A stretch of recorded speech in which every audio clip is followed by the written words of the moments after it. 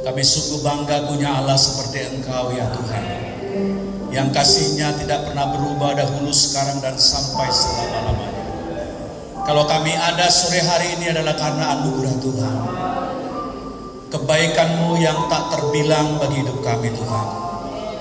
Setiap kali kami datang merayakan kematian-Mu dan kebangkitan-Mu, setiap itu pula kami mengenang akan kasih-Mu yang luar biasa. Siapakah kami sesungguhnya yang harusnya dilaknat dan dilempar ke neraka selama-lamanya, tetapi Allah menghargakan hidup kami.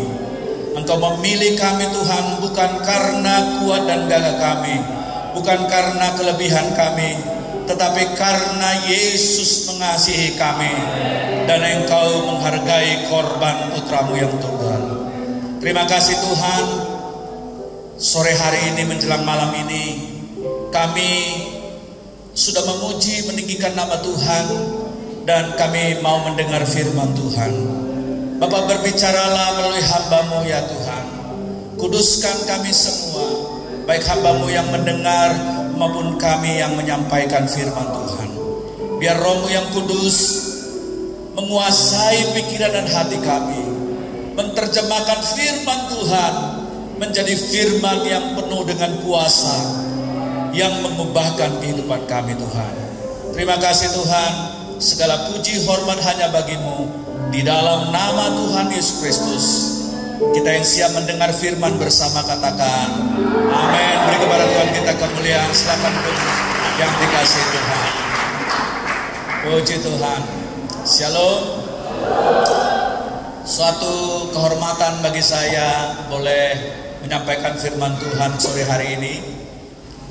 Karena saya tidak memegang remote control, maka saya nanti akan memberi gini, artinya pindah ya slide ya. Kalau belum begini jangan pindah ya. Baik saudara. Saudara-saudara yang dikasihi Tuhan, satu kali ada seorang yang bertugas membersihkan pesawat. Sehingga kalau pesawat itu mendarat, maka sorenya orang ini mengambil peralatan pembersih untuk membersihkan pesawat. Ketika dia tiba ke ruang pilot, dia menemukan sebuah buku. Buku itu berjudul Bagaimana Menerbangkan Pesawat. Dan saudaraku, dia penasaran. Dia yang bukan pilot ini penasaran dan mencoba mengikuti buku manual tersebut. Dan dia baca, di sana dikatakan lepas bagian yang di sebelah kanan, dia lepas. Pencet tombol untuk menghidupkan mesin, dia pencet. Lalu hidupkan sinyal di atas 3 yang ada warna ini, dia hidupkan.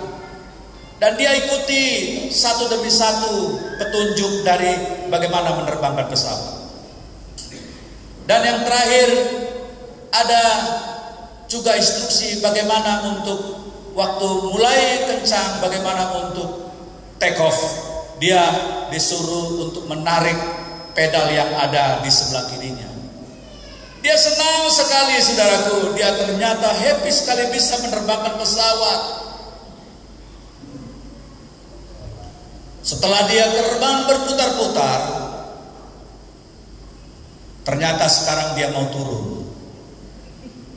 Dia buka buku manual itu, bagian halaman terakhir.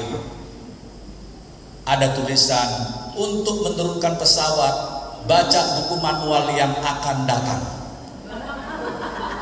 yang akan segera terbit. Dia pun saudaraku panik, karena ternyata buku untuk menurunkan pesawat tidak ada di pesawat itu. Saudara-saudara, kita bukan seorang yang seperti pembersih pesawat ini, yang hidup kita terangkat oleh karya Tuhan, lalu kemudian kita tidak tahu apa yang harus kita lakukan setelah Tuhan mengangkat hidup kita. Saudara-saudara, saya nggak tahu persis sudah berapa banyak di antara kita yang merayakan Jumat Agung dan juga Paskah. Saudara yang mungkin terlahir di keluarga Kristen, tidak mungkin ada godaan untuk kehilangan jamahan atau getar hati ketika kita sudah berulang-ulang dari tahun ke tahun memperingati Jumat Agung atau Paskah. Saya sebagai pengkhotbah juga kadang-kadang memiliki tantangan bagaimana ketika saya diundang untuk khotbah seperti ini. Saya benar-benar mengambil waktu untuk merenung, adakah hati saya masih berkobar-kobar untuk mengkhotbahkan salib Tuhan? Adakah kita masih punya antusiasme mengetahui kisah-kisah di dalam Alkitab tentang orang-orang yang mengalami perubahan karena kebangkitan Tuhan? Sore hari ini mari kita akan lihat bersama-sama. Saya akan mengajak saudara untuk kembali bernapak tilas kepada firman Tuhan yang telah diberi tema oleh panitia, menang bersama Kristus. Mari bersama-sama saya katakan, menang bersama Kristus. 1 Korintus 15 ayat 3-4 kita baca bersama-sama. Satu ayat yang tentunya, maksud saya satu bagian firman Tuhan yang tentunya bagi hamba-hamba Tuhan sudah tidak asing bagian ini, tapi mari kita akan lihat bersama-sama. Saya membaca di dalam terjemahan LAI terjemahan 2, dikatakan begini.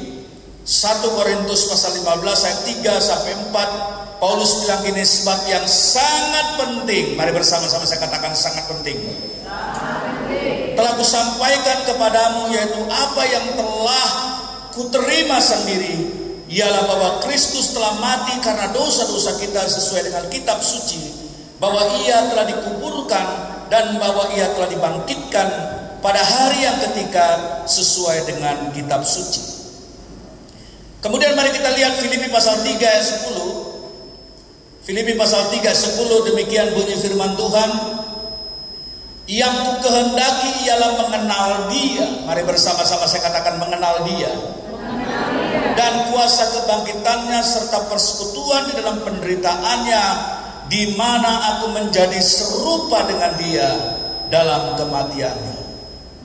Ayat 11, supaya aku akhirnya beroleh kebangkitan dari antara orang mati. Saudara, apa itu Injil? Saudara, Injil bukanlah berita tentang apa kehidupan kita. Injil bukanlah berbicara tentang denominasi kita. Injil bukanlah berita tentang perbuatan-perbuatan moral yang baik.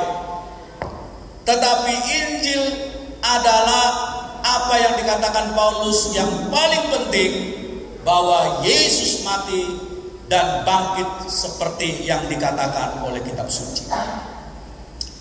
Saudara-saudara yang kasih Tuhan, saya ingin kita belajar bersama-sama hal yang paling mendasar tapi penting di dalam kekristenan kita mengenai apa yang dikerjakan oleh kuasa Tuhan.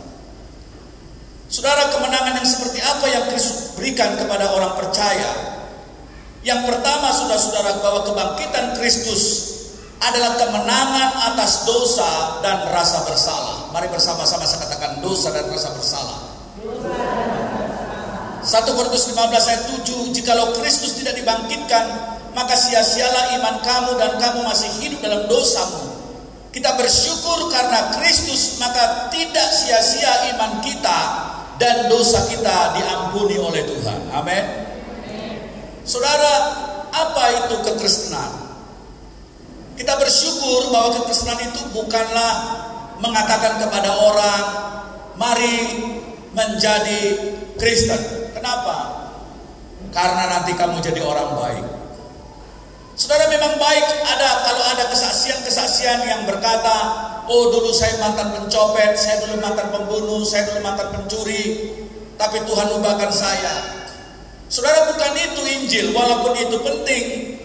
Tetapi saudaraku, kalau itu menjadi dasar pemberitaan kita, nanti ada orang yang berkata begini, saya tidak seburuk kamu, saya tidak seberdosa kamu. Oleh karena itu, untuk apa saya butuh Yesus? Tapi saya mau katakan kepada saudara bahwa yang dimasukkan dosa di sini adalah apa yang telah ditetapkan ditetapkan oleh Alkitab bahwa kita telah kehilangan kemuliaan Tuhan dan tidak mampu kita untuk bisa berdamai dengan Allah lagi. Saudara-saudara, dosa itu yang dimasukkan oleh Roma pasal 3 adalah yaitu dosa kekekalan. Upah dosa adalah maut. Maut itu gak sama dengan mati. Kalau upah dosa itu mati, orang mati habis perkara. Tapi maut adalah suatu kematian kekal, di mana kita tidak akan pernah bisa lupus satupun. Tetapi kita bersyukur, saudaraku, bahwa Allah memakai apa yang disebut sebagai tebusan bagi orang percaya dari Kristus yang tidak berdosa. Saudara-saudara, kalau Yesus pakai kriterianya agama, maka apa yang dikatakan oleh Alkitab? Kalau Yesus pakai kriterianya, nggak ada seorang pun kita masuk surga. Mau saya kasih tahu buktinya apa? Yesus satu kali berkata, kamu telah mendengar hukum agama, jangan mencuri. Tapi aku berkata kepadamu, setiap orang menginginkan apa barang orang lain sudah mencuri dalam hatimu. Siapa di antara kita bukan pencuri di sini? Kamu telah mendengar firman atau hukum agama, jangan berzina. Berzina itu adalah kalau saya sudah punya istri, saya main dengan istri orang lain, itu berzina. Memang itu berzina. Tapi Yesus berkata, ada yang lebih dahsyat dari itu. Kalau kamu melihat pasangan lawan jenismu, kalau saya kalimatkan kata-kata Yesus, dan kamu berfantasi seksual dengan orang itu, maka kamu sudah berzina. Siapa yang tak pernah dalam hidup ini, laki-laki dan perempuan di sini yang tidak pernah sekalipun dalam hidupnya yang melihat lawan jenisnya dan berfantasi seksual tidur dengan orang itu? Ada yang berani klaim tidak pernah melakukan itu seumur hidupnya? Kalau Tuhan mau pakai kriterianya, bilang sama orang sebelahnya, sama sebelah saudara, kamu bilang kamu berzina, bilang gitu. Coba bilang, kamu berzina, bilang. Kamu telah mendengar firman, jangan membunuh. Membunuh mungkin saya ambil pisau, saya lukai orang lain atau saya racuni. Yesus berkata memang itu membunuh juga, tapi ada yang lebih dahsyat dari situ. Barang siapa di antara kamu yang membenci saudaranya, kamu sudah pembunuh. Siapa di antara kita nggak pernah benci orang? Bilang sama orang sebelahmu, kamu pembunuh. Ya. Jadi saudaraku, kita tidak ada seorang pun yang sanggup untuk memakai kriteria daripada Allah. Kalau Allah pakai kriterianya, kita semua masuk neraka.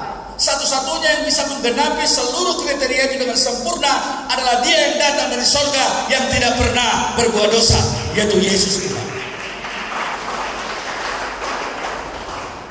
Saya mengucap syukur bahwa doktrin Kristen mengenai kelahiran baru tidak diletakkan dalam konteks perempuan Samaria di pasal 4 Yohanes, tetapi di dalam konteks Yohanes pasal 3 kepada Nikodemus.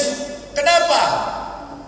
Kurasa kalau Alkitab itu mendasarkan kelahiran baru pada perempuan yang brengsek dalam Yohanes pasal 4, perempuan Samaria itu, maka orang berkata bahwa hanya orang seperti dia yang tak berperoran, yang begitu bejat, yang membutuhkan kelahiran baru. Tetapi seorang yang tidak berbuat hampir sempurna melakukan Taurat yang bernama Nikodemus, seorang yang punya kehidupan pemimpin agama yang saleh, tetapi Yesus berkata kamu harus lahir kembali dari sorga. Itu sebabnya mengapa Paulus dalam Filipi berkata bahwa dulu apa yang saya banggakan secara lahiriah, saya ini dari darah biru, dari keturunan orang Israel. Saya ini pemimpin, semua aku lakukan tanpa bercacat celah. Tetapi ketika aku bertemu dengan Kristus, semuanya kuanggap sampah. Mari bersama-sama saya katakan sampah. Jadi saudara, yang dimaksudkan kemenangan atas dosa adalah bahwa Yesus Kristus telah menanggung seluruh hukum apapun yang dikenakan kepada manusia. Itu sebabnya Yesus berkata, dan ini banyak sekali pendeta tidak paham ayat ini, jikalau keagamaanmu tidak melebihi orang Farisi, maka kamu tidak akan masuk dalam kerajaan Allah. Saudara, kalau kita mau pakai ukuran orang Farisi, orang-orang pemimpin agama Yahudi, kita ini nggak ada apa-apa salehnya. Mereka berpuasa 2 kali seminggu, berusaha membaca Taurat sampai khatam, mereka melaksanakan Taurat dengan ketat. Kita nggak ada apa-apanya. Tapi maksud ayat itu adalah kamu tidak bisa menemukan kebenaranmu hanya oleh karena apa apa yang kamu anggap sebagai kebenaran yang kamu dirikan sendiri oleh agama. Tetapi kamu harus sadar bahwa itulah sebabnya Allah datang menghampiri kita. Jadi kekristenan itu adalah apa? Allah mengasihi saya. Mari bersama-sama saya katakan, Allah mengasihi saya. Allah menjemput kita di dalam kasih-Nya. Saudara, kalau saudara tahu rahasia ini, maka saudara tidak perlu di dalam rasa bersalah. Karena apa? Kalau saudara tanya apakah kalau saudara mati pasti masuk surga, saudara tidak bisa tidak mengatakan insya Allah atau mudah-mudahan. Kita berkata, ya saya yakin pasti 100% masuk surga. Dasarmu apa? Perbuatan baik? No, saya masih banyak kekurangan. Tetapi saya percaya aku masuk surga karena Kristus sudah selesai bagi saya. Untuk dosa saya Dia telah memberikan nyawanya bagiku. Oleh karena itu saya masuk surga bukan karena Allah melihat kita, tapi Dia melihat anaknya yang tunggal yang telah menanggung dosa kita semua. Amin. Saudara, Paulus mengatakan, dari semua orang-orang aku yang paling berdosa. Saudara, tidak akan tergetar hati saudara untuk tahu bagaimana saudara ditebus oleh Tuhan, sampai saudara menyadari bahwa betapa mahalnya harga pembebasan kita. Saudara, gambar ini 2 tahun yang lalu saya melayani dari Vancouver, Kanada lewat Zoom.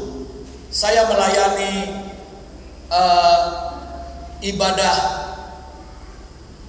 Ini sayangnya nggak kelihatan ya. Ini kalau dimatikan lampu ini akan kelihatan ini ya. Bisa dimatikan sebentar ya, supaya agak kelihatan ini. Saudara, waktu saya melayani lewat Zoom ini, saya melayani pasca kalau nggak salah kepada rumah tahanan di beberapa tempat. Ada Sukamiskin, ada Nusa Kambangan, ada di macam-macam ini rumah tahanan ini, saudara. Dan ini, saudara, adalah orang-orang yang di beberapa penjara, saudara. Tapi perhatikan di bagian yang paling pinggir di tengah ini yang baju merah 3 itu. Jadi saudara-saudara, di Nusa Kambangan ada satu tempat yang hanya ditempati oleh orang yang dianggap sebagai super jahat, sehingga ditempatkan di dalam isolasi tahanan yang sangat ketat sekali. Orang tidak bisa sembarang berkunjung ke sana, nggak boleh ada akses apapun. Ya, mungkin ini adalah teroris atau apa, saya nggak tahu. Tapi orang yang 3 ini, saudara, ya, lapas kelas 1 Batu Nusa Kambangan. Teman saya seorang pendeta cerita dia pernah ke sana. Saudara, maaf, beribu kali maaf, saking ketatnya itu berkali-kali disensor dia punya tubuh untuk bisa masuk ke ruangan itu melayani. Dia hanya boleh masuk pakai celana dalam. Nggak, saking ketatnya. Jadi mereka ini tertutup untuk akses keluarga. Mereka ini adalah penjahat kelas kakap yang ditempatkan pada ruang khusus yang seperti itu.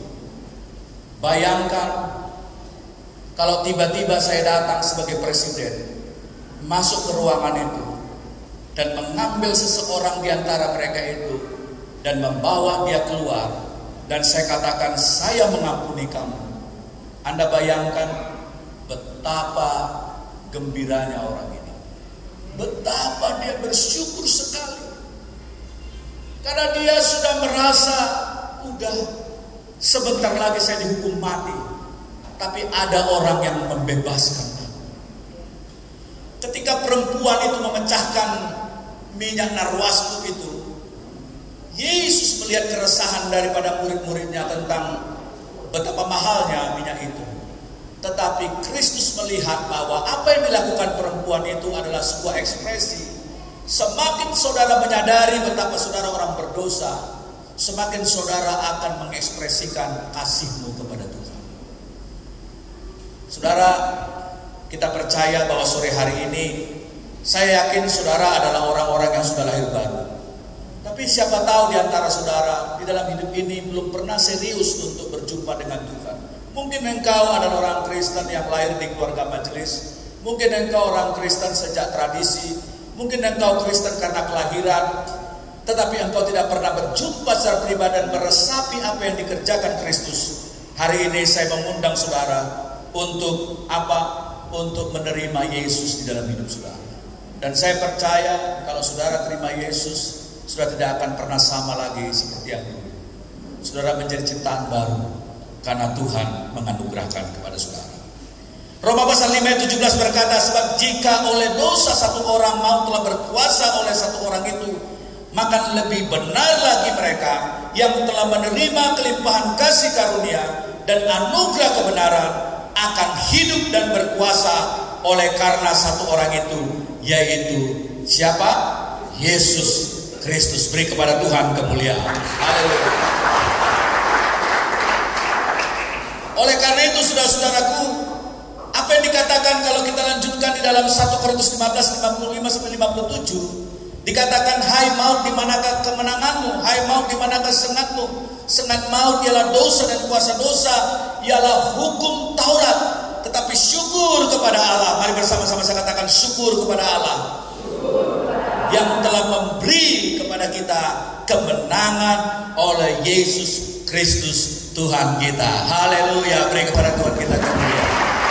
Puji Tuhan.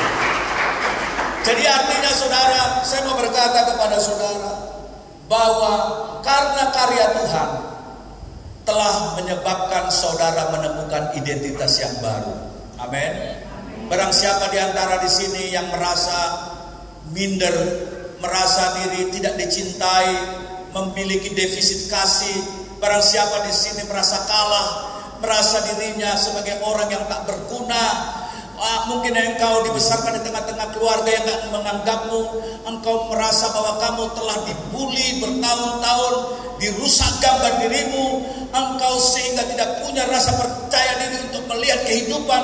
Saya mau berkata kepada saudara, ada Yesus yang sudah menghargai dan mengasihi engkau. Hari ini engkau bisa mendapatkan identitas yang baru di dalam Tuhan. Amin. Dan kita nggak perlu lagi minder. Kita bisa confidence, punya rasa percaya diri, karena kita punya identitas bukan didefinisikan oleh orang lain, bukan didefinisikan oleh orang tua, bukan didefinisikan oleh tetangga kita. Kita punya identitas itu didefinisikan apa yang Alkitab katakan, bahwa di dalam Dia kita telah menjadi ciptaan yang baru, yang lama telah berlalu, sesungguhnya yang baru telah datang. Saudara, saya dulu orang yang minder, saya dulu orang yang merasa hidup hampa. Tapi ketika saya terima Yesus, saya bersyukur karena identitas saya didefinisikan oleh Tuhan Allah sendiri. Amin. Yang kedua saudaraku, kemenangan apa yang diberikan oleh Kristus? Bahwa di dalam kebangkitannya kita memiliki pengharapan berkemenangan atas kehidupan sehari-hari. Amin. Mari bersama-sama saya katakan kemenangan atas hidup sehari-hari. Mari kita lihat Roma pasal yang ke-8 ayat 38-39. Dikatakan demikian, Yesus Kristus atau Kristus Yesus yang telah mati, bahkan lebih daripada itu, Ia bangkit duduk di sebelah kanan Allah yang malah menjadi pembela bagi kita. Siapakah yang akan memisahkan kita dari kasih Kristus? Penindasan, kesesakan, penganiayaan, kelaparan, ketelanjangan, bahaya, atau perang? Gak ada. Seperti ada tertulis, oleh karena engkau kami ada dalam bahaya maut sepanjang hari. Kami telah dianggap sebagai domba-domba sembelihan. Tetapi dalam semuanya itu kita lebih daripada orang-orang yang menang, oleh karena Dia yang telah mengasihi kita. Sebab aku yakin bahwa baik maut maupun hidup, baik malaikat-malaikat maupun pemerintah-pemerintah, baik yang ada sekarang maupun yang akan datang, atau kuasa-kuasa, baik yang di atas maupun di bawah, ataupun sesuatu makhluk lain, tidak akan dapat memisahkan saudara dari kasih Allah yang ada di dalam Yesus Kristus Tuhan kita. Kemenangan kita dikatakan oleh Paulus tidak meniadakan tantangan. Paulus mengalami karam kapal, dia mengalami banyak masalah, disesah, dia mengalami apa yang dinamakan penindasan, dia mengalami yang namanya kesesakan, dia mengalami kesulitan dalam pelayanan, tetapi dia tidak didikte imannya dari luar, karena Kristus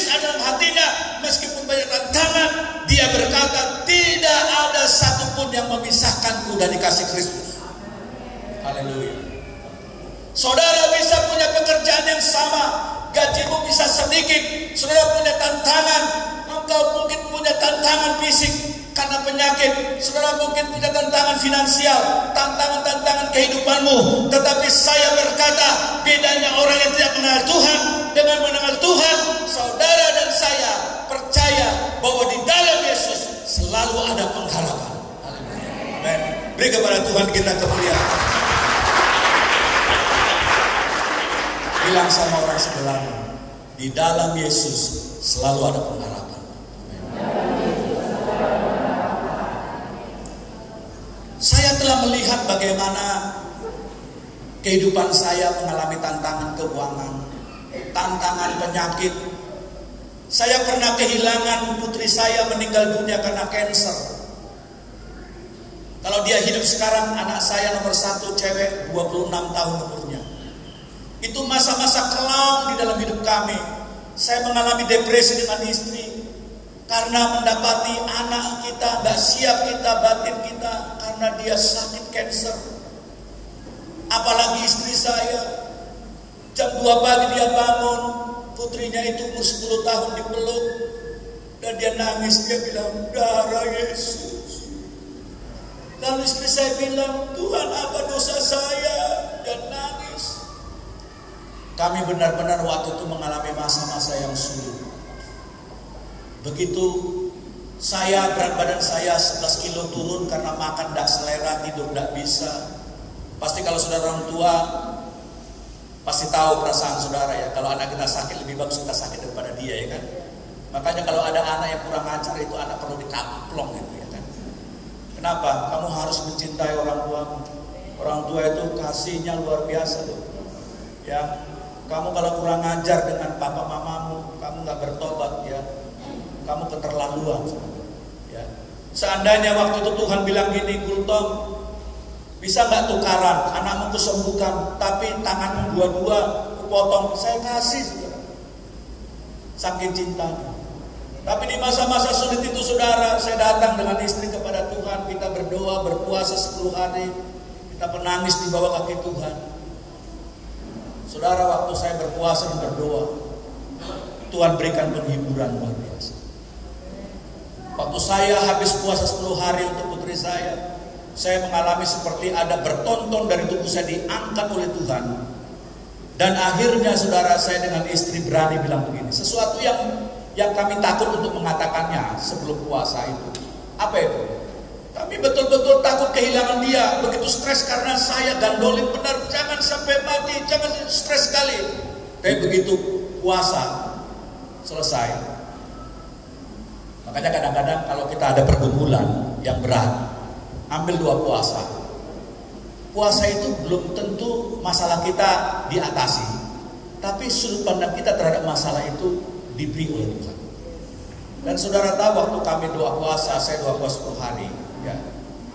Akhirnya saya dan istri bisa bilang begini, kalau lagu Pentakosta zaman dulu, buatlah jalanmu dalam saya, Tuhan penjunanku tanah liat.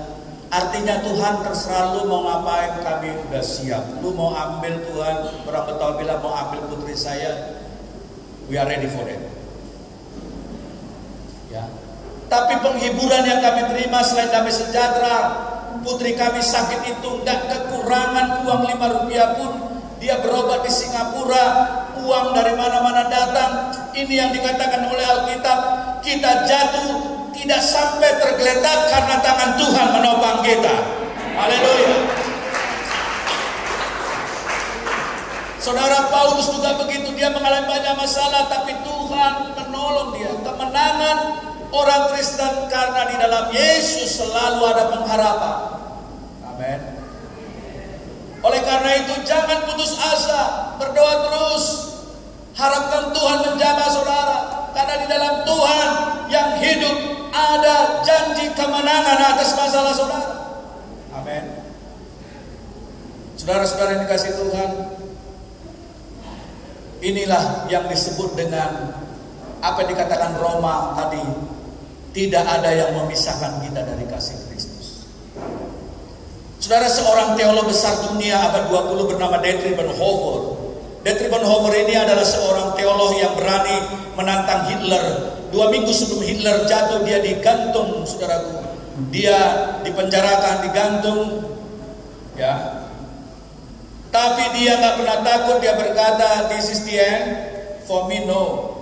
For me, the beginning of life." Dia mengatakan, apakah ini sesuatu akhir? No.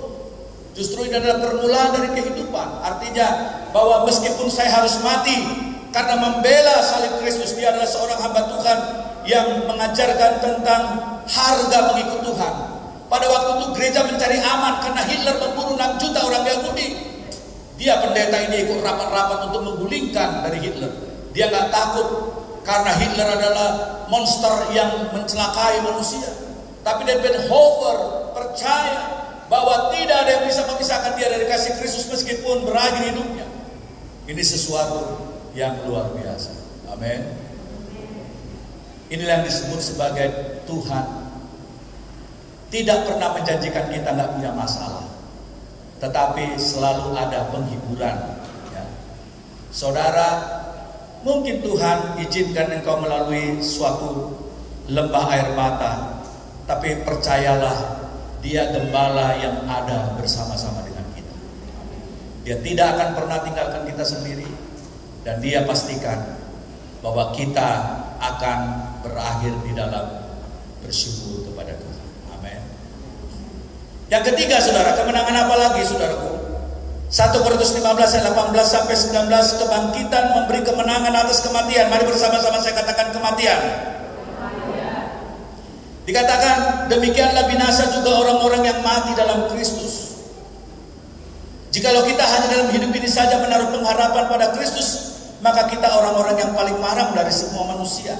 Jadi saudaraku, kalau kita baca urutan dari ayat-ayat dalam 1 Korintus 15 ini, maka Paulus mengatakan bahwa kemenangan Kristus itu menggaransi yang namanya apa yang disebut dengan ketakutan karena mati. Sekarang mati adalah sesuatu yang bukan segala-galanya menenggelamkan kita, tapi memaknai kematian dengan cara baru, bahwa kita adalah orang-orang yang punya pengharapan.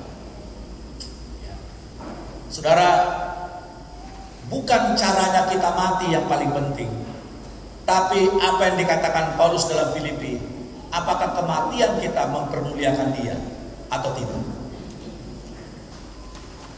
Lebih dari 15 tahun yang lalu ada seorang ibu tua, ibu janda yang miskin sekali, mendengar bahwa saya membawa anak-anak muda pengangguran ke Korea Selatan untuk kerja. Sekaligus saya meminta teman saya pendeta Indonesia yang ada di Korea Selatan untuk memuridkan mereka. Lalu ibu janda tua ini datang kepada saya, ibu tua yang miskin ini datang kepada saya.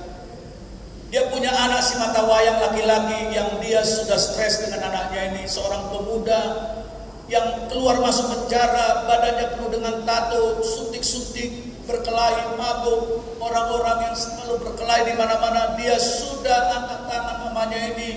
Dia sedih sekali karena anaknya ini adalah jahat sekali, anak muda satu-satunya anak dia. Lalu ibu yang tua ini datang kepada saya, dia bilang, "Pak, tolongin saya Pak, bawalah anak saya ke Korea Pak, supaya dia terpisah dari lingkungannya di sini. Saya nggak punya uang, nanti kalau dia udah kerja di Korea, nanti akan kami ganti." Saya iba hati, saudara. Anak ini memang ketemu saya, wah begitu matanya serem, rambutnya nggak karu-karuan, pokoknya seorang gangster. Lalu saya bilang oke, saya tolong, saya bawa, saya biayai. Saya bawa bersama 20 orang ke Korea Selatan. Sampai di Korea Selatan saya titipkan sama teman saya pendeta. Saya bilang, ini ada jiwa-jiwa, tolong dimuridkan dan carikan pekerjaan. Saudara, ketika cerita pada waktu dia ada di Korea dalam sebuah retreat, dia mengalami perjumpaan pribadi dengan Tuhan. Dia mengalami lawatan Tuhan yang luar biasa. Lalu dia orang menjadi Kristen yang radikal, yang militan. Dia mulai belajar sekolah Alkitab malam, dia berdoa tiap malam sambil bekerja. Kemudian mungkin dia karena merasa berhutang dengan Indonesia dan mamanya, dia pulang ke Indonesia. Dia cium kaki mamanya, mamanya heran, dia menangis, dia bilang ampuni aku mama. Lalu kemudian dia pergi ke penjara-penjara, dia injili orang-orang di penjara, dia menangkan jiwa-jiwa di tempat-tempat penjara yang dulu dia, saudaraku, di penjara, dia menangkan banyak orang. Tapi saudara, mungkin karena dia sudah terlalu banyak pakai obat-obatan, akhirnya dia sakit keras dan dia meninggal dunia. Tapi saya dengar ceritanya waktu dia di rumah sakit dalam keadaan yang lemah, dia telah menjangkau banyak orang bagi Kristus. Bukan soal kematiannya seperti apa, tapi apakah kematian kita mempermuliakan Kristus. Jangan sampai saudara mati dalam keadaan saudara berdosa, berbuat dosa. Jangan sampai saudara mati dalam keadaan tidak mempermuliakan Tuhan. Amin. Tapi biarlah dalam hidup kita dan mati kita Kristus dimuliakan. Saudara, kehidupan kita ini misteri ya. Kita nggak tahu kapan Tuhan panggil kita pulang. Ya.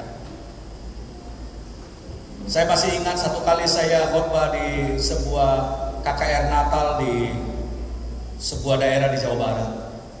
Lalu MC-nya bilang begini, Bapak Ibu sebelum Pak Junifrius khotbah, mari kita lihat tayangan berikut Natal kita tahun lalu. Rupanya waktu tahun lalu mereka Natal itu ada dokumentasinya. Ditayangkan Natal tahun lalu, saudaraku. Itu menyorot orang-orang yang ada di ibadah itu.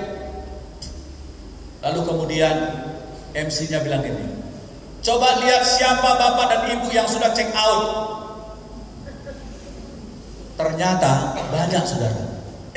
Itu bapak itu udah gak ada hari ini ya. Bapak itu udah, rupanya banyak yang sudah meninggal. Jadi itu adalah Natal terakhir. Siapa tahu Paskah ini adalah Paskah terakhir bagi saudara. Loh, kok takut? Katanya mati keuntungan. Mana sih? Siapa tahu ini adalah Paskah yang terakhir bagi saudara dan saya. Apakah kita siap untuk berjumpa dengan Kristus? Amin. Kok yang di sana sepi di belakang? Coba bilang orang di sebelahmu. Coba lihat sebelahmu, bilang gini, kamu masih hidup. Bilang gitu coba.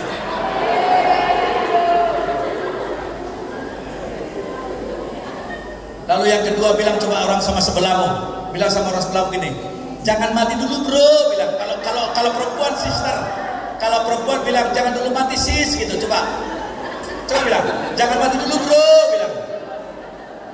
Nah sekarang kamu jawab yang bilang itu, bilang gini, emangnya kenapa? Bilang coba. Nah lalu jawab gini, utangmu masih banyak.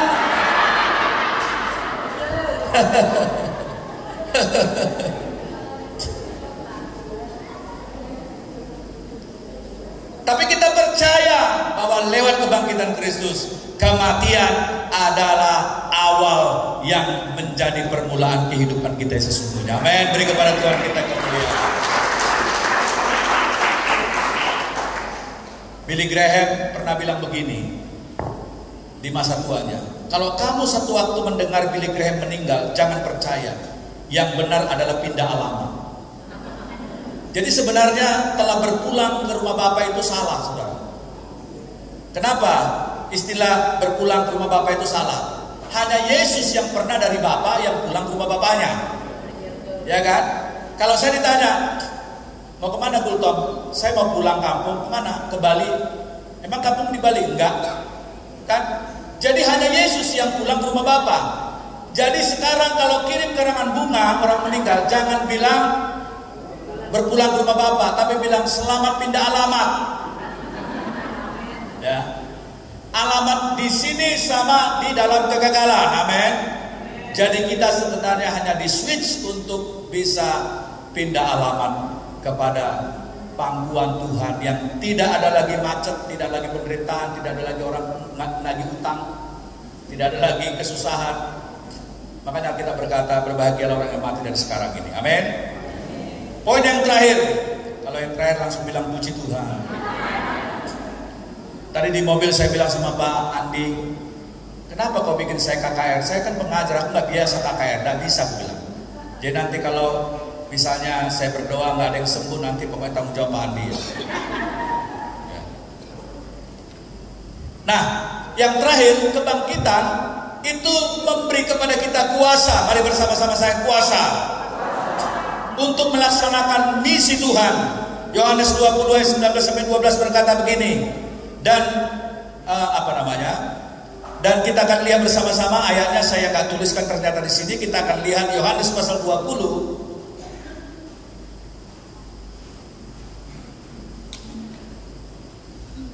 Kok udah naik mau usaha saya? Masih lama nih, poin terakhir 1 jam ini. Mari kita lihat Yohanes 20 ayat 19 dan 20. Ketika hari sudah malam pada hari pertama minggu itu, dan murid-murid berada di suatu tempat dengan pintu-pintu terkunci karena mereka takut kepada para pemuka Yahudi, datanglah Yesus berdiri di tengah-tengah mereka dan berkata, "Damai sejahtera bagi kamu." Sesudah demikian ia memperlihatkan tangan dan lambungnya kepada mereka. Murid-murid itu bersuka cita ketika mereka melihat Tuhan. Kemudian Efesus 1 ayat 18-23 ada di tayangan itu. Dikatakan, dan supaya ia menjadikan mata hatimu terang agar kamu mengerti pengharapan apakah yang terkandung dalam panggilannya, betapa kayanya kemuliaan bagian yang tentukannya bagi orang kudus, dan betapa hebat kuasanya bagi kita yang percaya, sesuai dengan kekuatan kuasanya yang dikerjakannya dalam Kristus, dengan membangkitkan dia dari antara orang mati dan mendudukkan dia di sebelah kanannya di sorga, jauh lebih tinggi daripada pemerintah dan penguasa dan kekuasaan dan kerajaan dan tiap-tiap nama yang dapat disebut, bukan hanya di dunia ini saja, melainkan juga di dunia yang akan datang. Dan segala sesuatu telah diletakkannya di bawah kaki Kristus, dan dia telah memberikannya kepada gerejanya sebagai kuasa kepada kepala dan segala yang ada, jemaat yang adalah tubuhnya, yaitu kepenuhan dia yang memenuhi segala sesuatu. Jadi saudaraku yang dikasih Tuhan Yesus, jadi oleh karena itu visi Allah dalam Yesus Kristus, yaitu bukan sekedar menebus dosa kita and do nothing, bukan sekedar ditebus untuk tidak melakukan apa-apa. Don't take it for granted. Jangan saudara anggap remeh ketika Kristus sudah mengampuni dosa kita. Tetapi kematian dan kebangkitan membawa dampak bagi dunia. Iblis dikalahkan, dan itu bisa terjadi kalau kita membawa berita Injil ini ke seluruh dunia. Amin. Wahyu pasal 5 ayat 9 dan 10 berkata, dan engkau menyanyikan suatu nyanyian baru, katanya, engkau layak menerima gulungan kitab itu dan membuka materainya, karena engkau telah disembelih, dan dengan darahmu engkau telah membeli mereka bagi Allah dari tiap-tiap suku dan bahasa dan kaum dan bangsa, dan engkau telah membuat mereka suatu kerajaan dan menjadi imam-imam bagi Allah kita, dan mereka akan memerintah sebagai raja di bumi. Saudara, tidak ada visi yang paling final dan yang paling penting bagi kerajaan Allah, bahwa kematian Yesus yang kita imani menyelamatkan kita tidak berhenti di situ, supaya tiap suku, bangsa dan bahasa menyembah Tuhan dan berkata Hosana, Hosana, dipermuliakan. Amin. So, panggilan kita adalah apa? Untuk membawa berita sukacita kepada Tuhan. Amin. Ajaklah orang untuk percaya Yesus. Kalau ada orang yang sakit, jangan tunggu pendeta, tapi katakan kepada dia, saya tidak punya kuasa, tapi saya punya Tuhan. Bolehkah saya berdoa kepadamu? Amin. Waktu saya SMA dulu kelas 1, karena di kampung kami gak ada SMA. Ini kesaksian terakhir saudara. Tidak ada SMA di kampung kami waktu itu. Lalu bapak saya carikan kos yang sederhana di Kabupaten Langkat, ada namanya Tanjung Pura. Saya nggak tahu apakah saudara mengenal kota ini. Itu lebih dari 100 km dari kami di pedalaman. Di pedalaman SD cuma sampai kelas 4, jadi saya SMA harus ke kota. Lalu saya dikontrakan di sebuah kontrakan kos-kosan yang rumah jelek, karena bapak saya nggak punya uang cukup. Rumah itu rumah panggung karena di bawah itu rawa-rawa. Ketika saya baru hari pertama di rumah itu, ada rumah di belakang kos-kosan itu dibatasi oleh pagar duri. Ada rumah kayu yang juga rumah panggung karena rawa-rawa. Saya terkejut sekali, dari rumah itu ada jeritan seorang bapak. Jeritan itu memilukan sekali. Aduh sakit, aduh sakit. Begitu dengan suara parau, saya kaget. Ini suara dari mana? Lalu kemudian saya berputar ke rumah itu dan tidak ada seorang pun di situ. Mungkin istrinya ke ladang, anak-anaknya sekolah barangkali. Saya pergi di dapur sumber suara itu. Ternyata, oh my goodness, ada seonggok daging seorang bapak yang bau sekali. Dia udah gak tahu berapa bulan tidak mandi, badannya sudah tinggal tulang, gak bisa pakai baju, dia hanya pakai sarung. Maaf, beribu kali maaf. Dari kelaminnya, saudara, kelaminnya bengkak, bernanah dan berdarah. Keluar dari celah-celah kayu itu keluar darah dan nanah. Dia mengalami sakit kelamin yang bengkak sekali dan dia itu lemas sekali, rambutnya acak-acakan, kurus kering sekali dan bau menyengat, saudara. Dan ketika saya lihat bapak itu, saya lap dia, saya jatuh iba, saya mengasihi dia, saya mandikan dia, saya bersihkan tubuhnya. Dan setiap saya pulang ke sekolah, saya ambil minyak jelantah. Tahu nggak minyak jelantah? Minyak sisa gorengan ikan asin. Saya ambil minyak itu, saya doakan dia dalam nama Yesus. Tiap hari saya doakan dalam nama Yesus, dalam nama Yesus, dalam nama Yesus, dalam nama Yesus. Saya SMA kelas 1 dalam nama Yesus. 2 bulan saya doakan, saudaraku. Dia mulai berisi badannya. Bulan yang ketiga dia bisa pakai celana. Bulan yang keempat dia kesaksian di gereja. Tuhan menyembuhkan bapak itu, saudaraku. Manusia yang sudah nyaris mati, sudah tidak ada lagi kehidupannya, tetapi Tuhan menyembuhkan dia. Amin. Saudara, di tanganmu ada kuasa dari Tuhan, di mulutmu ada kuasa dari Tuhan. Kuasa Tuhan itu harus kau bagikan kemana saja. Kita percaya bahwa Tuhan mau memakai kita semua, karena untuk itulah Dia memberikan kemenangan bagi kita. Mari kita tunggu.